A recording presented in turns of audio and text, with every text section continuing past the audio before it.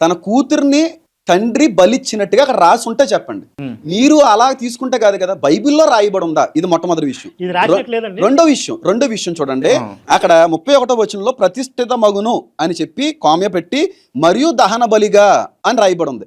కింద దహన బలిగా అనేటువంటి పదం దగ్గర ఫుట్ నోట్ లో చూసారు అనుకోండి, లేదా అనేటువంటి పదం ఉపయోగించబడుతుంది. ప్రతిష్ఠిత మగును మరియు అనే దానికి లేదా అర్థం వస్తుంది. అక్కడ మీరు చూడండి, ఇప్పుడు కాదు ఇప్పుడు ఒక నిమిషం, నేను మీకు పెన్ను మరియు బుక్ గిఫ్ట్ గా ఇస్తాను అంటే పెన్ను మరియు బుక్ రెండు ఇస్తాను. పెన్ను లేదా గిఫ్ట్ గా పెన్ను లేదా బుక్ అంటే ఏదన్నా ఒకటి.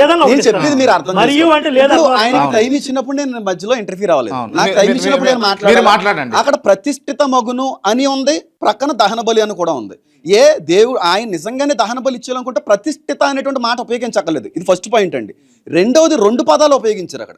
ప్రతిష్ఠిత మగును అన్నాడు మరియు దహన బలిగా అనేటువంటి పదం దగ్గర 1 అని చెప్పి కింద ఫుట్ నోట్ లో లేదా అని రాయబడి ఉంది. అర్థమైందండి? ఇప్పుడు నిజంగా ఆమెని బలిచ్చేయడం నిజం అయితే ఆవిడ కన్యత్వాన్ని బట్టి ఎందుకు ప్రలాపించింది? కన్యత్వానికి ఆమెను ఇవ్వడం గురించి సంబంధం ఏంటో చెప్పమంటారా? దేవుడికి ఆ బిడ్డను ప్రతిష్ఠితం చేసిన తర్వాత వాళ్ళు పెళ్లి చేసుకోకూడదు. ఇక జీవితాంతం కూడా వాళ్ళు సన్యాసులుగానే కన్యత్వంతోనే వాళ్ళు ఉండాలి. మరొక పరపురుషుని ముట్టుకోవడానికి వీల్లేదు. ఆఖరి వచనాల్లో అదే రాయబడి ఉందండి. కాబట్టి బలి ఇవ్వడం అనేటువంటిది జరగలేదు.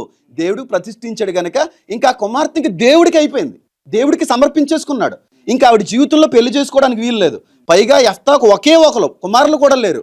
కాబట్టి ఇంకా సంతానోత్పత్తి అనేటువంటిది లేదు, జనరేషన్స్ అనేటువంటిది పెరగడానికి లేదు. వంశవళి ఇంక ఇక్కడితో ఆగిపోయింది. అందుకే యెఫ్తా తర్వాత మళ్ళీ వంశవళి యొక్క ప్రస్తావన లేదు. ఈ అంశం మీకు ఒక కోణంలో కనబడుతుంది,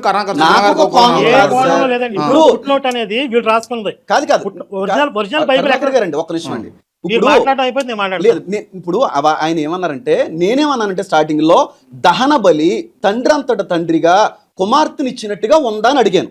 ఇప్పుడు అబ్రహాము ఇస్సాకుని తీసుకుని వెళ్ళి దహన బలి మీద పడుకోబెట్టినట్టుగా ఉంది. మరి యెఫ్తా తన కుమార్తెను తీసుకెళ్ళినట్టుగా ఉందా అని అడిగాను. లేదండి, మొత్తం అంతా క్లియర్ గా బైబిల్లో రాయలేదండి అన్నారు. సరే, మీరే కదా అన్నారు సార్. ఎవరన్నారు? నేను క్లియర్ గా రాయలేదు. ఇప్పుడు మొత్తం అంతా బైబిల్లో రాయలేదు. నేను ఎగ్జాంపుల్ కూడా చెప్పాను.